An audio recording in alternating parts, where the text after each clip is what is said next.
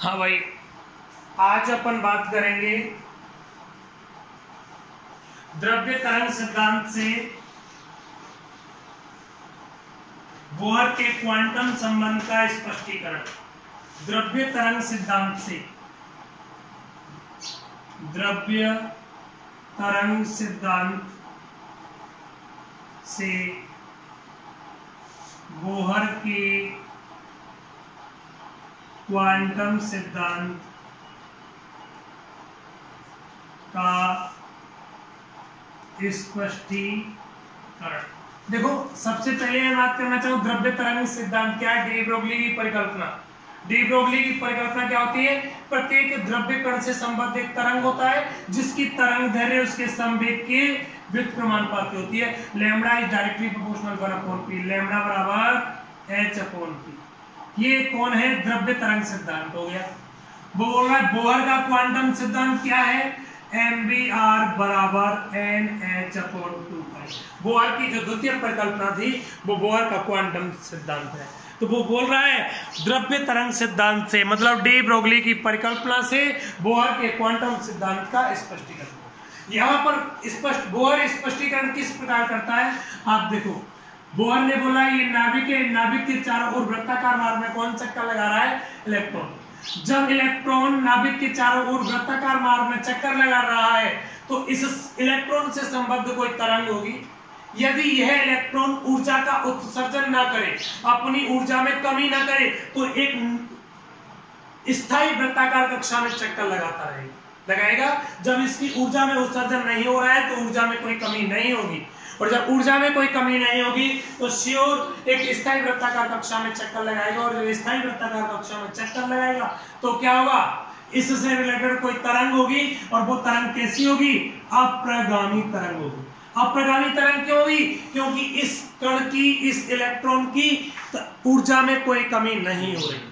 आपने पढ़ा है तरंगें दो प्रकार की होती हैं, एक प्रगामी और एक अप्रगामी। प्रगामी तरंगें ऊर्जा का स्थानांतरण करती हैं, जबकि अप्रगामी तरंगें ऊर्जा का स्थानांतरण, इसका मतलब उनकी ऊर्जा में कोई कमी नहीं होती है। तो ऊर्जा में जब कमी नहीं हो रही तो कैसी तरंग होगी? यहाँ पर अप्रगामी तरंग होगी। तब जब वो बोल रहा है बोहर, जब इलेक्ट्रॉन नाभिक के चारों ओर स्थायी वृत्ताकार कक्षा में चक्कर लगा रहा है तो डी ब्रोगली ने कहा कि अगर कोई कण गति कर रहा है तो उससे रिलेटेड कोई तरंग होगी। यहाँ इलेक्ट्रॉन चक्कर लगा रहा है तो इससे रिलेटेड कोई तरंग होगी, और जब तरंग होगी तो इस तरंग के द्वारा तय की गई दूरी उसकी परिधि के बराबर होगी। किसकी? उसके वृत्तीय मार्ग में तय की गई दूरी के बराबर होगी। तो इसकी टोटल दूरी है वो उसकी तरंग दैर्ध्य का कितना गुना होगा? n गुना होगा। अरे भाई, मान लो इलेक्ट्रॉन यहाँ से चलना स्टार्ट हुआ तो यहाँ से यहाँ आया, एक चक्कर लगाया, फिर यहाँ आया, एक चक्कर लगाया, फिर यहाँ आया, एक चक्कर लगाया, यहाँ आया, n चक्कर लगाएगा। और एक चक्कर में तय की गई दूरी क्या कहलाती है? तरंग दैर्ध्य कहलाती है। एक आवर्तकाल में तय की गई दूरी क्या कहलाती है? तरंग दैर्ध्य कहलाती है। ये दूरी कितनी है? 2πr, पूरे वृत्तीय मार्ग की दूरी है। 2πr बराबर n लैम्बडा।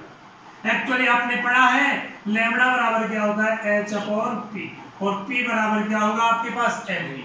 p बराबर क्या है? mv, मतलब लैम्बडा बराबर h/mv। रखो मान 2πr बराबर n लैम्बडा। लैम्बडा की जगह क्या रखना है? h/mv। बेटा लैम्बडा की जगह h/mv रख दिया। mv को जरा पहुंचा दो। MBR बराबर NH/2। यही बोहर का क्वांटम संबंध है। कोई समस्या? चलो भाई, आपकी यूनिट खत्म होती है, चैप्टर समाप्त। लेकिन मैं यहाँ और थोड़ी सी बात करूंगा।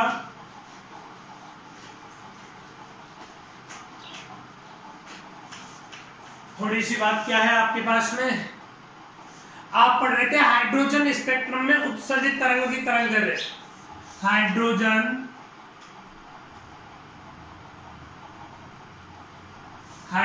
स्पेक्ट्रम में उत्सर्जित तरंग की तरंग दैर्ध्य, और तरंग की तरंग दैर्ध्य ज्ञात करने के लिए फॉर्मूला आया था आपका 1/λ बराबर क्या था?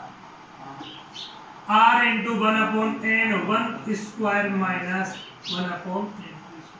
ये कौन सा स्पेक्ट्रम था? हाइड्रोजन, मतलब हाइड्रोजन परमाणु के लिए था। आपने ये जब डेरिवेशन सॉल्व किया था तो वहां में आपने क्या किया था, z, और z की जगह क्या रखा था, a, क्योंकि z का एटॉमिक नंबर 1 था। अगर हाइड्रोजन परमाणु के लिए वो हीलियम परमाणु या लिथियम परमाणु की बात करता है तो फॉर्मूला ये वैलिड नहीं होगा। फॉर्मूला क्या होगा, He प्लस व Li प्लस प्लस परमाणु के लिए कौन सा फॉर्मूला होगा, 1/λ बराबर